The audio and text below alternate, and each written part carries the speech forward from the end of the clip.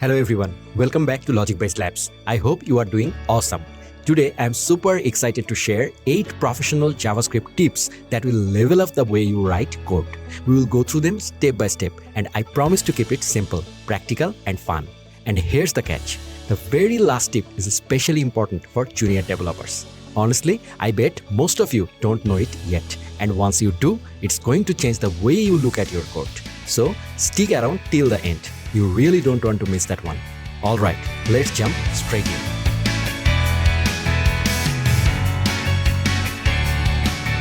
Let's start with the first problem, removing all falsy values from an array. In JavaScript, there's this concept of falsy values. There are 6 of them in total: false, 0, null, undefined, an empty string, and not a number. Our goal is to filter these out and keep only the truthy values. For example, imagine we have an array called miscellaneous that holds different fruits, but also has some falsy values mixed in. We want to clean it up so only the fruits remain. The good news is this is really easy to do. We can simply use the array filter method. So, if we pass the Boolean function inside the filter method, it will do the job. Keep in mind, the B in Boolean must be capitalized. JavaScript has a built-in function called Boolean, and that's what we will use. We will discuss it in more detail later. So, if we just pass the Boolean function inside filter, the task is done. Then, if we log it using console log, we will see only the actual fruits from the fruits array. Now you might be wondering, how exactly did this work? To understand that, we need to know a little about the concept behind it. The Boolean function in JavaScript takes any expression and returns either true or false. It's a built-in JavaScript function. Similarly, many other data types like string or object also have functions like this. These functions are also called constructor functions. So, what exactly does the Boolean function do? The expression we pass into the Boolean function will return either true or false. For example, if we write 5 less than 6 in the Boolean, since 5 is indeed less than 6, the expression evaluates to true. Passing true into the Boolean function will also result in true, so the output is true. On the other hand, if we write 100 greater than 200 in Boolean function, since 100 is not greater than 200, the expression evaluates to false, so the output is also false. Take string value JavaScript inside Boolean function as an example. This is a truthy value because it contains a value, so Boolean returns true. If the value were an empty string, which is a falsy value, Boolean would return false. Essentially, the Boolean function determines whether a value is truthy or falsy. Now, let's look at our miscellaneous array. It has a mix of values like apple, false, orange, and none. Yes, it really looks just like that. Some valid items mixed in with falsy ones. We know that arrays have a filter method. With this method, we usually write miscellaneous.filter function. The function passed as a parameter here is called a callback function. JavaScript calls this function while iterating over each element of the array.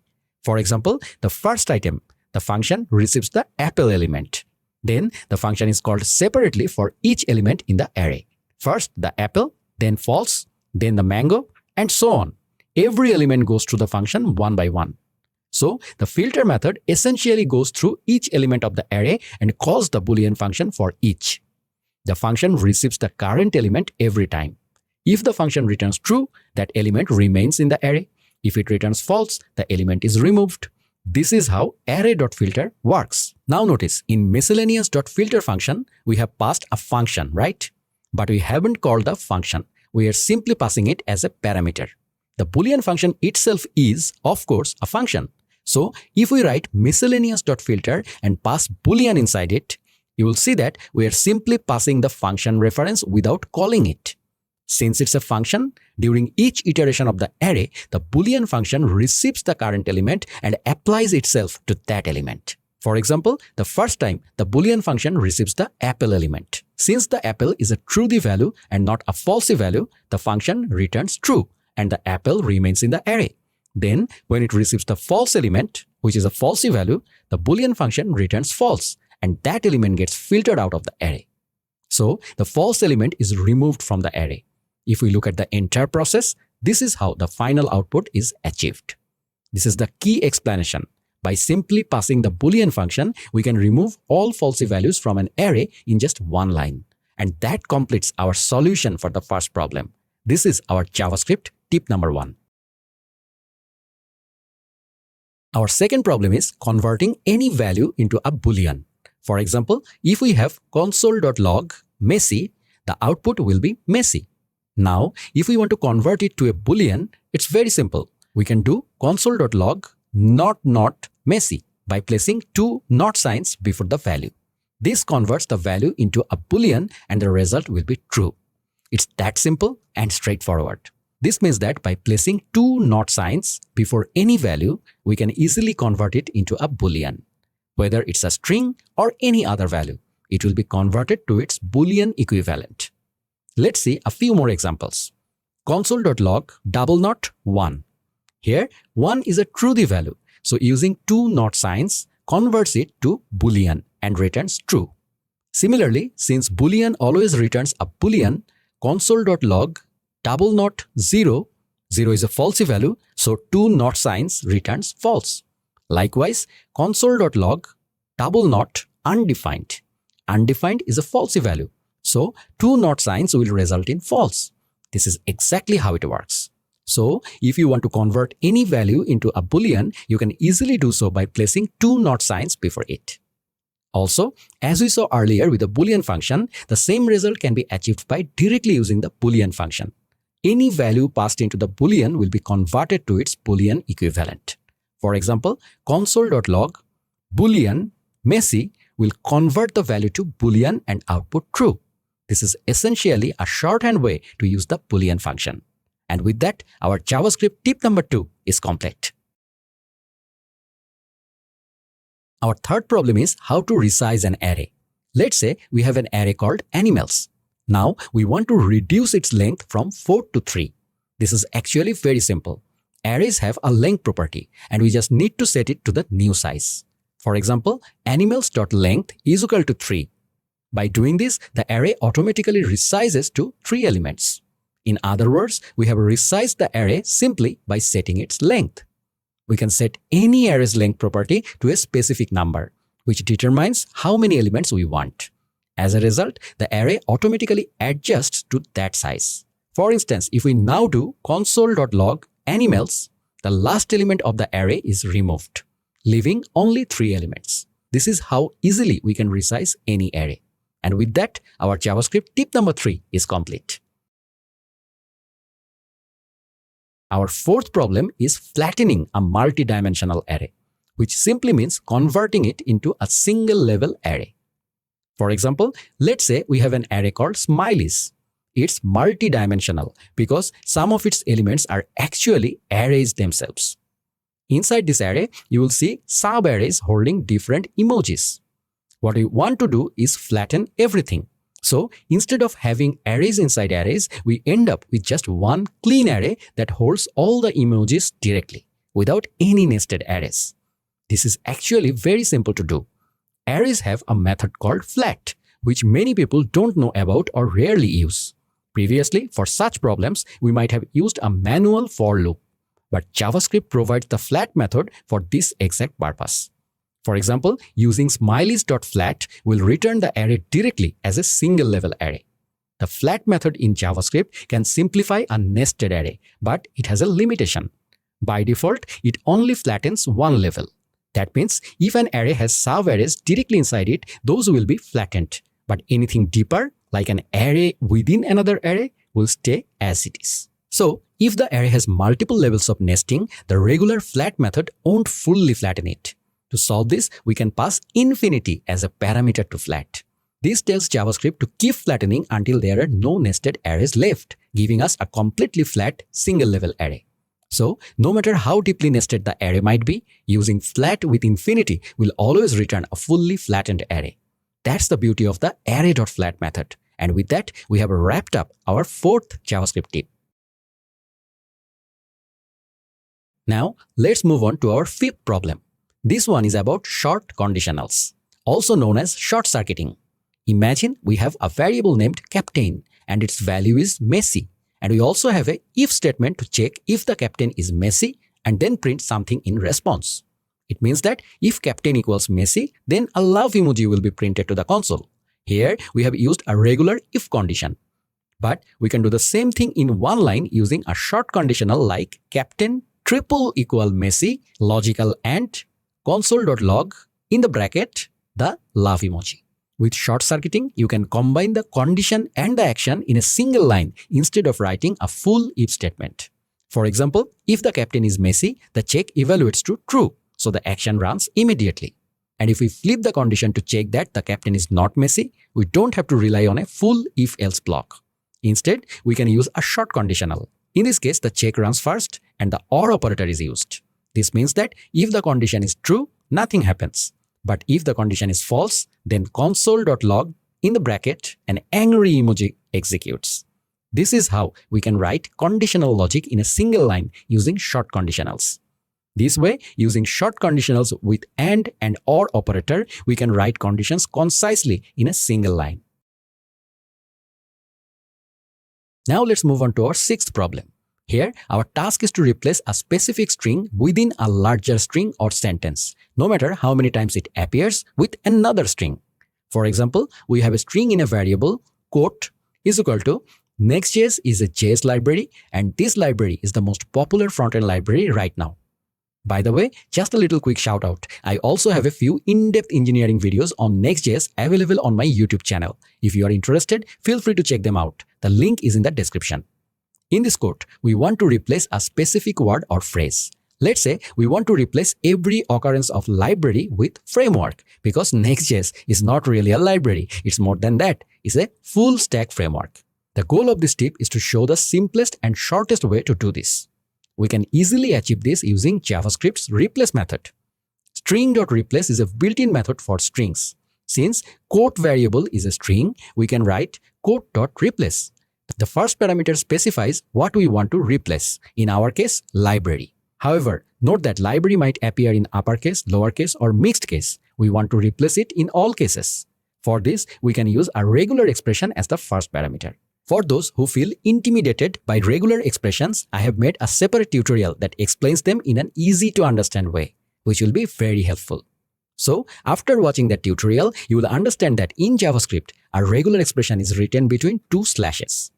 Inside these slashes, we specify what we want to search for. By default, this regular expression only replaces the first match of library, not all occurrences. But we want to replace every occurrence, no matter how many times library appears. For this, we use the G flag in the regular expression, which stands for global and matches all occurrences. Then, to replace library with framework. Very simple. The output will be Next.js is a JS framework, and this framework is the most popular front-end framework right now. Notice that the library starting with a capital L was not replaced. That's because /framework/G is case sensitive, meaning it only matches lowercase library and not library with a capital L. To solve this, we use the I flag. The I flag allows a case-insensitive search, so it matches both uppercase and lowercase letters. The complete regular expression here is replacing the word library with the word framework, and it does so in a case-insensitive way across the entire text. Here, keep in mind, G stands for global, meaning all occurrences will be replaced. I stands for case-insensitive, meaning it matches both uppercase and lowercase letters. As a result, our original string will be transformed into Next.js is a JS framework, and this framework is the most popular front-end framework right now. This way, we can easily and concisely replace library with framework everywhere, regardless of case. Now, let's move on to our seventh problem. Here, the challenge is that an application can have many variables. If we want to see the values of all of them in the console, we would normally have to write console.log repeatedly. But when there are a lot of variables, logging each one individually becomes cumbersome and time-consuming. This tip shows how to view all variable values easily and efficiently. We can make our console logs much clearer by including variable names alongside their values. Let's say our application has two variables, one called library1 with the value jQuery and another called library2 with the value React. Normally, we would print them in the terminal by writing something like library1 jQuery. That way, when we look at the output, we immediately know which value belongs to which variable. But there's an even simpler way. Instead of manually writing the variable name and then inserting its value inside a string, we can just wrap the variable in curly braces like curly brace library1.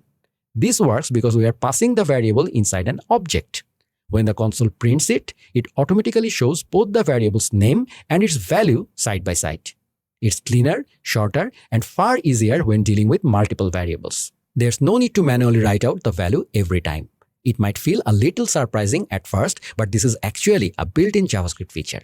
Normally, if we wanted to create an object with a property named library1, we would write it in the longer form, something like library1 map to library1, where the property name and the value are both the same. But with ES6, we don't have to repeat ourselves anymore. If the property name and the value share the same identifier, we can just write it once inside curly braces. So instead of the long version, we can simply write library1. And JavaScript automatically understands it. When we print that to the console, the output will clearly show both the property name and its value. For example, library1 jQuery. And the same applies to library2, which will show as library2 React. This makes debugging so much cleaner because the console tells us exactly which variable holds which value, without any extra work on our part. This is a small but powerful tip because with long variable names, repeatedly writing template literals can become tedious. Using library1 in the curly brace makes debugging much easier and smarter. Personally, I usually log variables to the console in this object format. This completes our 7th JavaScript tip. Now, let's move on to our final tip. This one is all about measuring performance. In other words, figuring out how long a task actually takes to complete. Imagine we have a simple loop running while a counter is less than 50. We want to know exactly how much time that loop takes to finish. JavaScript gives us a built-in performance object. And with its performance.now function, we can measure time very precisely. Here's how it works. Right before the loop starts, we record the current time. Then we let the loop run as usual. Once it finishes, we record the time again. With both the start and end times captured, we just subtract the two to find out how long the loop took. Finally, we log the result to the console and it will tell us in milliseconds how much time that operation consumed. This is a really handy way to benchmark any piece of code and see where your program might be slowing down. When we run this code, whether in Node.js or directly in the browser console, it will first log all the loop iterations and then display how long the entire loop took to complete. For example, you might see that it finished in some milliseconds. This gives us a clear picture of the execution time and helps us understand the performance of that operation. So that's how easily we can measure the performance of any task or operation, and with that, we have wrapped up today's final tip. I really hope you found these tips helpful and picked up something new that you can apply in your own projects. If you enjoyed this video, don't forget to hit the like button, drop a comment to let me know your thoughts, and share it with your friends so they can get benefited too. Most of the people who watch my videos aren't subscribed yet. So if you want more content like this, make sure to subscribe to the channel. It really helps me bring you more value-packed tutorials. And before I sign off, let me quickly mention our Logic Based Labs Facebook page. That's where we regularly share coding cheat sheets, design system guidelines, and tons of developer-focused content. If you want that kind of rich, practical value in your feed, go follow the page. You'll find all the links, GitHub, Facebook, everything right there in the description. Thanks for watching, and I will see you in the next one.